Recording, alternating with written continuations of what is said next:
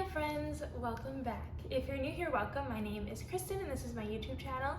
I am super excited for today's video because it's really different from anything I've shared before. I share a lot of my hobby, lifestyle things on here, specifically related to my knitting and sometimes relationship things and all of that. But today I'm sharing something more, I guess you could say, career focused, kind of. I am an occupational therapist. I work with young kids between the ages of like 1 and 8 mostly, and today I'm creating a felt board for them to use at work. And I thought that it was a really great, affordable, functional in some ways and fun activity that I could share and show what I'm doing, and if you want to make something similar at home, you would know what to do. We have a door to the OT room that has a big window in it, which is great. We use it as a whiteboard, which is really fun because you can erase the whiteboard markers from it, but sometimes it lets a lot of light in and it can be a little bit overstimulating and just bright, especially when kids are in a time when they really need to calm down. Sometimes I feel like it makes it really hard when there's bright light coming in and there are people walking by the door to really find that sense of calm that we are really often looking for. So we wanted something to cover the door, and I also thought a felt board would be fun. So I was trying to think of some functional ways to make it even more useful aside from it just being fun and getting some of that light out, and I had some good ideas, hopefully, so I thought I would share them. So let me show you guys everything I bought, and then you can get some inspo for what is worth buying for your board. This is my receipt from Joann's, and I didn't spend that much money. This is ridiculous. I usually am a Michaels girl, but Michaels didn't have what I needed, unfortunately. So I spent about $50. I bought some other things for the clinic as well, so it's hard to tell exactly how much, but I spent about $50 on everything. And if you're making this at home, you definitely don't need everything that I bought, but I'm making this to play with a lot of kids with different levels of abilities and different ages. And also our door is very big. I'm covering the whole door, and that was a big part of the expense. So you have to start with getting felt, and because we want to block out any light, we did black felt for the door. This is why I had to go to Joann's and not Michaels, because I don't know if Michaels would have a big piece of felt. However, I do think that you could probably get it online. So if you have time, you can do that, but I really wanted to get this done this weekend. So this is my felt, and also they sell it only one width, so this is way wider than my door because this is folded in half, which is nice because I'll be able to cut it in half and maybe give it to someone else in the clinic for their door. But this is what I'm starting with. Mine is, I believe this is a yard wide, and then it is 9 feet or 3 yards long. And this, you can do some creative things with it. So if you get a big piece of cardboard or like cardstock that's really thick, you can put it around that way you don't have to hang it on the wall. You can like lean it on things. I've seen people do that. I'm gonna put Velcro on it and then put Velcro on the wall above the door so I can hang it that way. There's a lot of creative ways to do it. Even if you just clip it to like an easel or something like that, you could definitely do that. Whatever works, whatever you think works best. And then I am avoiding anything that has a specific order or even like a specific function. So like me and the OT I work with decided we're not doing letters, we're not doing numbers, we're not doing stories. So sometimes you can do stories with felt boards, which can be really fun. I think Brown Bear has one. I think that the Rainbow Fish might have one, and it gives you all the characters in the story, and you could do it along with the story in the felt board. But a lot of the kids that we treat can be very inflexible and can like to order things, and we want to avoid that with the felt board. We really want it to be more of a creative toy, and as soon as we do anything with numbers or orders or stories, I think it's going to be pretty hard to expand from that. I think that's what the kids are going to want to do, and that is not the function of this. Sometimes that is great, but we already have a lot of things that do that with like blocks with numbers and things, so we're avoiding that. And then the other thing that you need to buy is felt. So if you buy felt that are already in shapes and things, you can do that online, or you can buy the stories in felt. But I just bought a ton of felt, and I have some creative ideas to use my felt for. We are going to be doing, my husband's gonna be helping me, flowers and like garden related things, and then I think I'm also gonna do underwater animals. I think I'm going to have probably a little bag of both. This was super cheap. It's $3 for 10 pieces of felt. So that's awesome. And so yeah, we're gonna do, I think, like flowers, outside, garden theme, and underwater theme. Then I bought, and this is where I was really trying to use my OT brain to be creative. And so if you already know how to make a felt board, but if you're looking for something maybe that you hadn't thought of, this hopefully will be helpful. But I bought some functional things that my younger kids have to use often that maybe they have a hard time with. So I bought zippers. I bought buttons with a bunch of different sizes. I bought Velcro. I also have pipe cleaners and string already, and I bought snaps, which are on a lot of the kids' clothes, and a lot of them do not know how to do the snaps. And then I just bought a bunch of thread and needles. So my plan is, I have a few things planned already. For example, for the flowers, I want to do a bunch of stems with the green. So cut like strips, maybe different lengths and maybe some wavy ones, I don't know.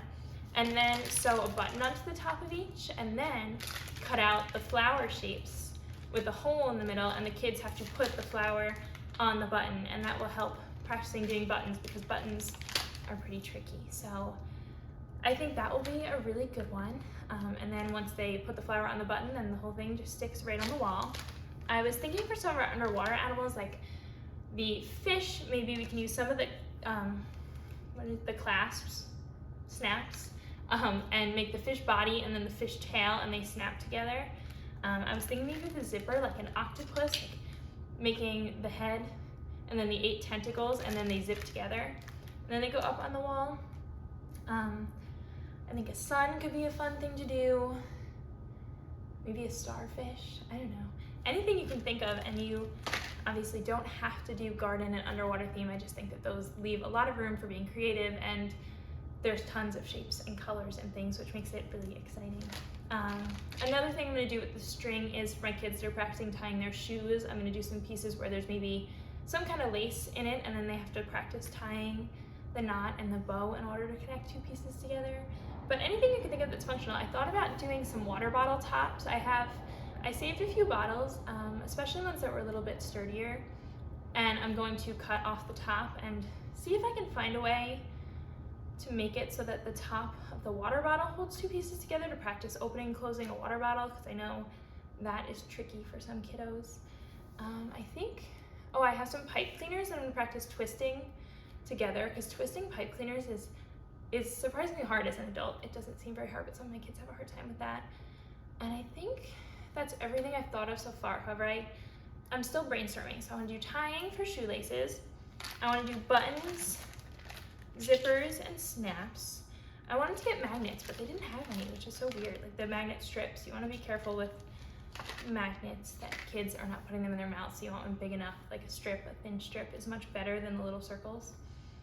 Velcro, and I think that's everything I've thought of so far. So my husband is going to come in and he's going to help me. We're going to start cutting and making some creative things. I'll keep you guys updated, and then when we are all done, I will hang up my felt board and I can show you guys what we thought of. And if you like any of the ideas, you can try to make it for your kids or whoever you're making this for at home.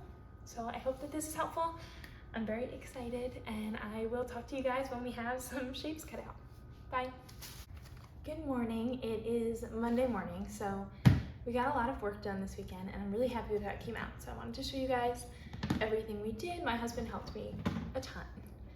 And yeah, so I just want to show you everything we did and some creative ideas, and then some more functional ideas that we had that were pretty easy to do.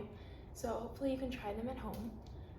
We did end up going with a floral theme and like an underwater theme. And we used a bit of our sewing skills, but if you've never sewed before, I think you can definitely figure it out. You can also use other ways to attach things like glue, or some of the things do have sticky backs like the Velcro, but I will say that one of our biggest struggles was making sure that things would stay. So let me show you an example of that. So we made fish, of course, because we did an underwater theme, and we decided to do a few that were interchangeable. So we have 1, 2, and 3. And all of them have the same attachments that you can mix and match the tails. But what we noticed, we used the snaps. If you have a baby, you probably see these a lot because they're on a lot of clothes. And we use these because a lot of my kids have them and don't know how to clothe them themselves. But what we noticed was that when we sewed them on and we tried to pull them apart, it felt like it was going to rip off very easily. So we ended up reinforcing it with 2 more pieces of felt. So you can see this little square there. And all of them have that little square, and we just sewed 2 pieces of square onto the project and then sewed the button through that. That way it was a little bit more sturdy, and it feels a lot better. It feels way better because kids are not going to be gentle, especially if they have a hard time doing the snaps. They're just gonna pull the fish this way, and I don't think that felt would hold very long if you just sewed the button in for the snap. So we will see how this one goes. It feels pretty good, but I'm always shocked by the strength of kids and their ability when they are trying to open something that they can't figure out to just break it to get it open. So those are our fish, and they are all snaps, interchangeable, very fun. My husband did a lot of these. The next thing that I will show you is also a fish. So we'll do the underwater ones first, and that is this one. It has some more scales that are floating in there, but because the felt sticks, I just sticked these on so they all come off. And this is because I have some younger kids who really won't be able to do any of the attachments, and this one will still be fun and creative, and I thought it looked cute and it went with the fish. And yeah, it'll be good for some of my younger kids who maybe can't figure out the snaps or the buttons yet, but we'll still let them engage with the object, especially when it's up on the door and they want to play with it, because I'm sure they will. The next thing we have are 2 zippers, and zippers are definitely a tough one for a lot of my kids, and there is something about these zippers, just because there are sewing abilities in the zippers I bought, that misses a bit of the functional aspect of teaching zippers, but I still think it will be very helpful. So I'll show you why it's helpful, what we did, and then I'll show you what might be an even better thing to do, especially if you have some older kids. So we made, this is a little clam. My husband totally designed this one. It has a little tongue that comes through, but it closes with the zipper. And so the thing about this zipper that is really nice is that you do have to stabilize with your other hand. So like if you're pulling it this way and you try to do it without holding this, which a lot of my kids do, they'll like try to do it one-handed, it's not gonna work. You have to stabilize with this hand, which is a really great thing for kids to learn, and I think that this is a pretty easy way to learn it. So that's one thing, like without this hand, you're pretty useless. So that is great because a lot of my kids don't have that bilateral coordination yet, and that's why zippers tend to be hard. The thing that we don't have with this zipper is that there's no putting the zipper into this latch. So it's already in the latch fully across, whereas if you're wearing a zip-up sweatshirt, you're gonna have to put the zipper in, and that is really hard for a lot of kids, and this won't teach them that. So just keep that in mind if you're trying to help your kid figure out a zipper. You might want to look at what part of it is difficult for them, and if the initiation part is the only part they can't figure out, then this isn't going to be very helpful. But if you have younger kids and the bilateral coordination and the stabilizing with this hand is hard, then this one will be great. Similarly, we made an octopus. This one I had on my mind the whole time I was planning out what I wanted to do. I wanted to make an octopus with a zipper, and this is what we did. I think it's very cute. And his mouth is the zipper, and he opens all the way like this, so he'll be even more challenging for the bilateral coordination because it has the weight of this and it's not as stabilized as that one. But again, there's no initiating it. It's already there for you, so you won't have to slide the zipper in. That's the octopus. And that is all of my underwater stuff. And then we did a garden theme. And I did a lot of the garden theme. My husband did a lot of the underwater, so I'll show you what I did. So first I did a little watering pail and some water droplets. And the water droplets do attach in different ways, so I'll show you all of them. First I did a button, and this one challenged my sewing abilities. Similar to the snaps, we were worried about the kids just trying to pull it open and it breaking. So I did use a blanket stitch to try to make this hole a little bit more sturdy so that hopefully it doesn't rip, especially because the fabric here is pretty thin and you don't want them pulling it off and it ripping, obviously, because that won't work. So here is the first one, and it looks like that, or that. And it will look like that on the wall. Another thing to keep in mind is the weight of your object. So if you're gonna use a button, I think buttons and zippers were the only two things that we had concerns with this, but if you are going to use them, then you wanna make sure that it's not too heavy where it's not gonna stick on the wall, because if you have a very heavy piece of felt where it's more button than felt, it's not gonna stick. Because the felt boards aren't, and if you've ever used one, or I'm sure you can imagine like just sticking felt on it, it's not gonna stay super well if it's heavy, so keep that in mind. Here are two more jobs, and they are Velcro. And a lot of my kids have Velcro shoes, and a lot of them are very stubborn about learning their shoes. So there's that, and then the last one, I did more snaps. And again, I did have to stabilize with like two little pieces of fabric underneath. But that is the last water droplet. And then I did a sun, and this one I think is really great, and honestly, even if you're not making a felt board, it probably could be worth making at home. And it's like a shoe tying practice sun. So these are to simulate the shoelaces. And the sun actually comes apart, so it's two pieces. And in order to connect it, you have to put the shoelace, which if you know how to crochet, I made a single chain of crochet stitch, just so that it doesn't fray at the end. It gives it a really nice finished, and I hope you can see that. But you can use actual shoelaces too, I just have a lot of string. So that's one part of the sun, and then you have to feed it through the holes in this one. And I also reinforce those with a blanket stitch. And then you just tie it like you're going to tie a shoe. And so even if you don't have a big felt board, if your kid is learning how to tie their shoes, this is a pretty nice way to do it. That's what mine looks like. Also, I made the laces really long. Good morning. Good morning.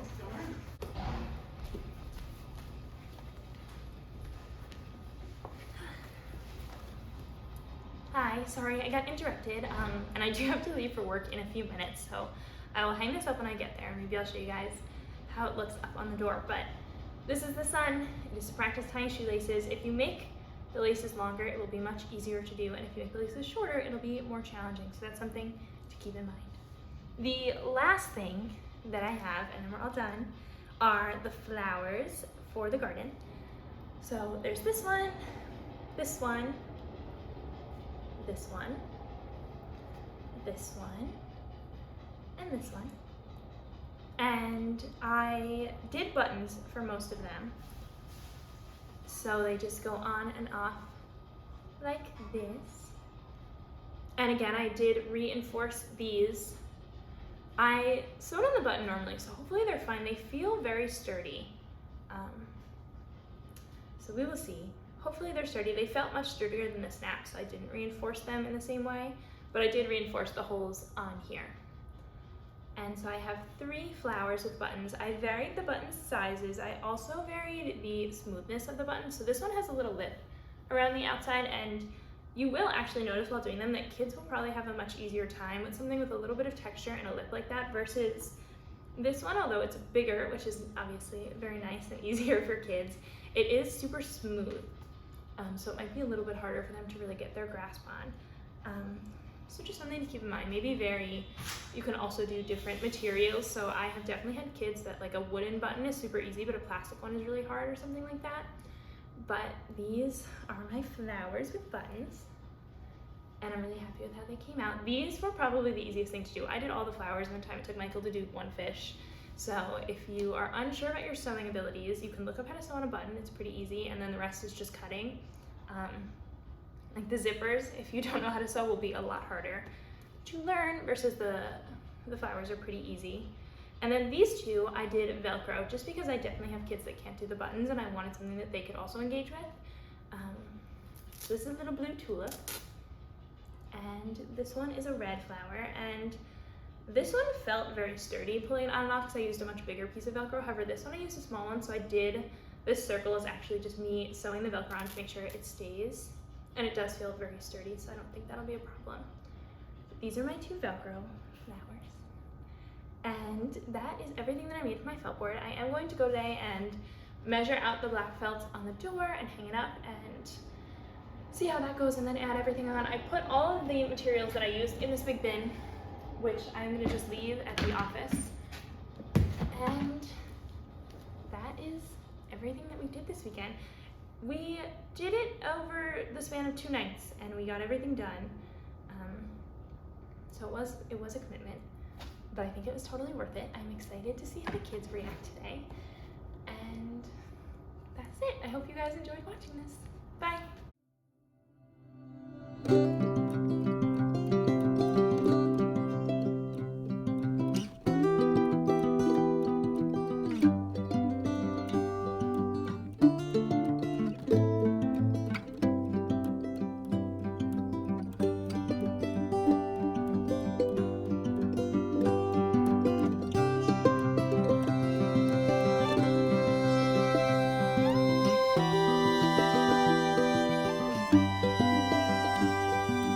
Thank you.